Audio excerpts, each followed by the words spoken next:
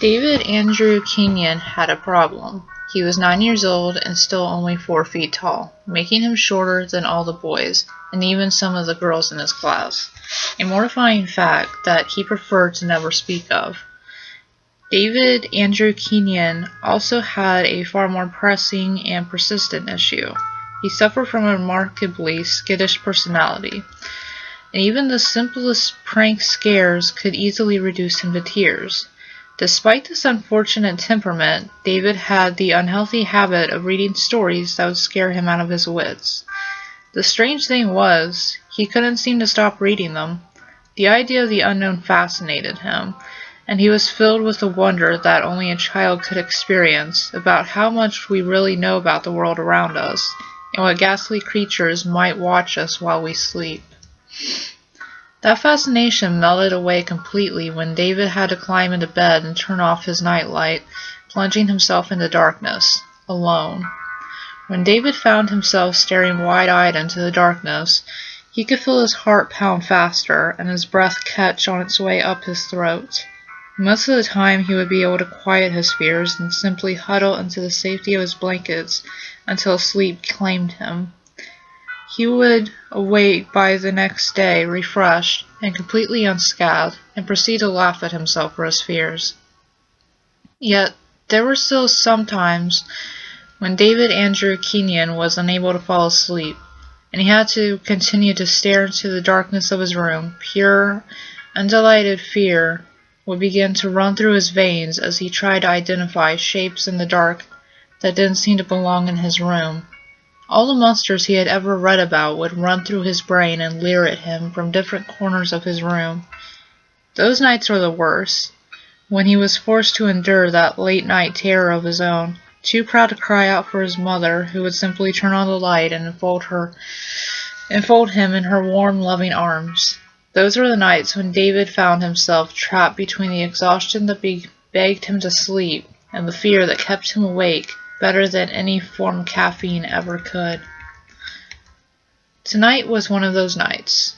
The moment David turned on his side after what felt like an eternity of trying to fall asleep and saw that it was already 11 p.m., he knew that it was going to be a long and scary night. It didn't help that he had to wake up for school the next day. He tried to listen to the sound of the washing machine and using it to help lull him to sleep, and it proved effective until he became irritated by the clicking noises that occasionally issued from it. His heightened awareness of the washing machine became a nuisance, and he frowned in annoyance. The blankets draped over his body began to feel too hot, and David considered kicking them off to assist him falling asleep more quickly. Yet, with his entire body exposed to the darkness of his room, David found himself feeling deeply unnerved and vulnerable to the malevolent forces that could be waiting right by his bed. Quickly, he pulled the covers over himself again, as if worried some entity under the bed may have taken advantage of the moment to pull the blankets away from him. He swallowed his body in blankets, forming a makeshift cocoon, all thoughts of discomfort fleeing from his mind. The warmth and the almost peaceful silence began to comfort him, and David found himself finally drifting off into merciful sleep. Suddenly, a noise sounded from within his walls that made his blood turn to ice. A clicking, rhythmic tapping noise. This was no settling of the house, no figment of David Andrew Kenyon's imagination would be able to invoke the fear that caused his entire body to become paralyzed by fear at the magnitude of something unexplainable and dangerous being in such close proximity to his little 9-year-old self hit him. David did what any normal child would. He cried out for his mother. However, terror had stolen his voice away, and the only thing he could manage was a faint squeak that had quickly dissipated into inky blackness around him. The noise continued, and David curled himself into a ball, trying to make himself as small as possible. Tears leaked out of his eyes as he realized he was absolutely defenseless, and he prayed to God that all of this was nothing more than an extremely vivid dream that he would wake up from in no time. As abruptly as they had begun, the noises stopped. David Andrew Kenyon let out a quiet sigh. In the silence, he could hear the washing machine again, churning through his clothes, yet David remained afraid, taking in rapid, shallow breaths, worried that something might be trying to hear him. He cast a terrified look at the wall behind him, the source of the sound. He had to make sure that this was just his imagination, and the only way he could be able to prove it was by knocking back. So he took a deep breath, rapped his knuckles on the wall, and waited. There was a second of silence, and then the clicking, tapping noise began anew. Fear shot through little David's veins. Something was inside his walls. David Andrew Kenyon laid in bed, frozen by fear. The realization that he could do nothing to escape this creature was crushing, but his fear of death and his desperation screamed to him to do something to live. David fell completely silent, praying that if the thing thought he had fallen asleep, it would leave him alone. He could not move, he could not scream. The only thing he could do was remain absolutely, completely still. Yet the tapping noise continued, apparently uncaring of the circumstances beyond the walls.